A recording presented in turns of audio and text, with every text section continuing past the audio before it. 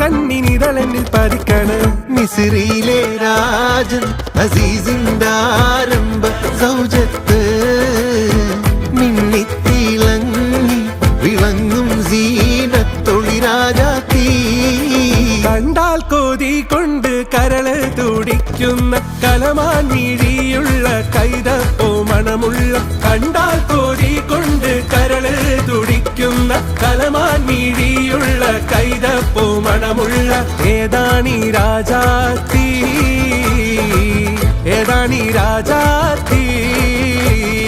കണ്ടേ ഞാൻ ആകാശത്തൊരു മുല്ലപ്പൂവിന്ന്, അന്നേ നിൻ പേരു പതുക്കനെ മൂളിപ്പോയെന്ന്.